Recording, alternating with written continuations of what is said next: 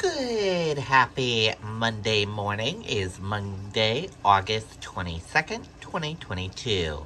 I'm Riley King. Welcome to this Monday morning news update right here on the Riley King Radio Network. Let's get started right now. First up, naked man threatening people in Bethlehem arrested.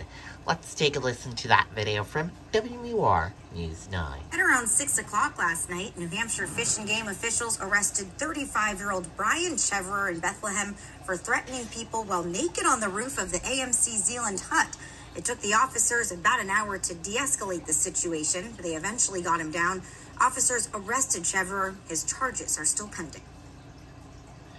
Okay, and there you go on that video and that report. Police investigate possible shots fired in Concord.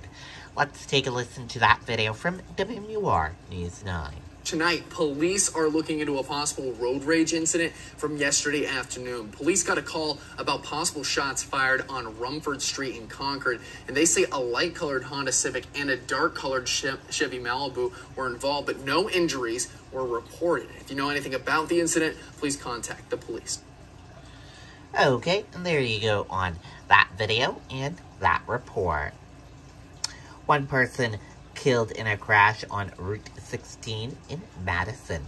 Let's take a listen to that video from WMUR News 9. Tonight, one person is dead after a crash in Madison this afternoon. Police arrived on Ledge Pond Road on Route 16 to find a Chevy Tahoe on its roof with 3 adults ejected. None of them were wearing seatbelts. 5 children were in the vehicle at the time and sustained minor injuries. On Friday, a child was killed in another Route 16 crash. Okay, and there you go on that video and that report. New Hampshire school districts dealing with staffing shortages. Let's take a listen to that video from WMUR News 9. Thank you, Senator Shaheen, for passing the Inflation Reduction Act. It's been called a game changer. The Bedford School District is looking to fill 75 positions for this school year, including custodians, bus drivers, and paraprofessionals. The one I'm most concerned about right now is really paraprofessionals because they provide direct one-on-one service to our students. Paras lend a helping hand to the special educator and classroom teacher, oftentimes working one-on-one with students. Superintendent Michael Fournier says right now they have a number of openings at the high school. It's a good opportunity to sort of get in with the buzz of what's happening in our teens' lives. And so sometimes that can be a little scary for grown-ups to work with high school kids, but really they're fun to work with. Fournier says there's no initial training or education degree required, just a willingness and a heart to help. We want to be as flexible as possible. And so if you're one of those people out there that are like, I can only really commit to like 3 hours a day, I can't really be full time, just call us and we'll see what we can do, because what we really want to do is make sure we have people who can work with kids, have a heart to do it, and we want to be as flexible as we can to make sure our kids get the services they need.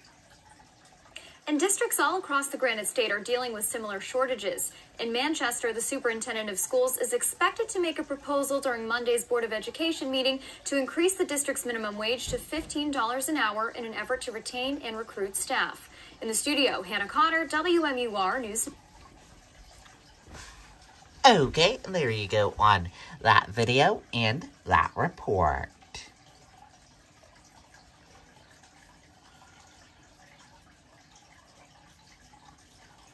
Deadly car bomb detonates outside Moscow.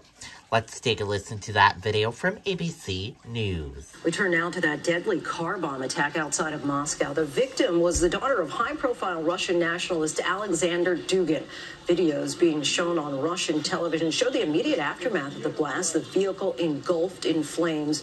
You can see what appears to be Dugin in shock, his hands on his head moments after the detonation. Dugin has been a strong proponent of the Russian invasion. ABC's Britt Clennett reports tonight from Kyiv. Tonight, new video of that fiery car bomb explosion that killed the daughter of an ally of Vladimir Putin. Videos being shown on Russian television showing the immediate aftermath of the blast. The vehicle engulfed in flames, debris strewn on the street. The victim identified as 29-year-old Daria Duginya. You can see what appears to be her father, Alexander Dugin, in shock, his hands on his head moments after the detonation outside Moscow. Russian state media says the car belonged to her father.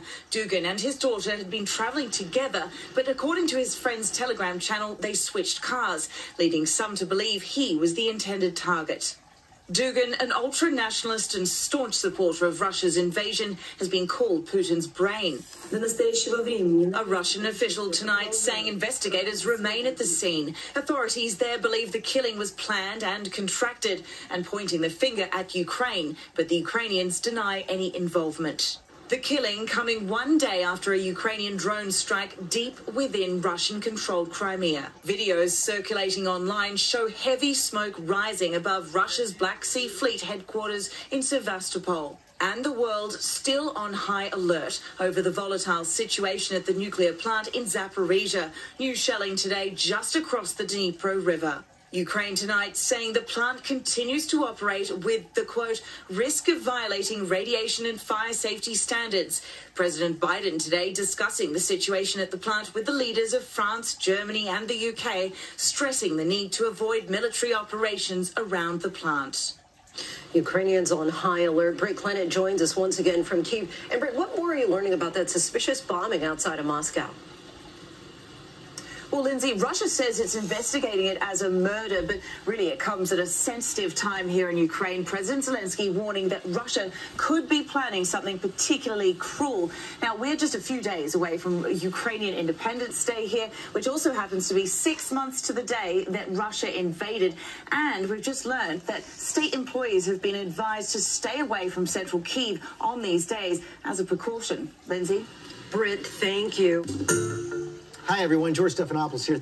Okay, and that does it for this morning news update right here on the Riley King Radio Network. Thank you for tuning in for this morning news update. Have a great day and goodbye.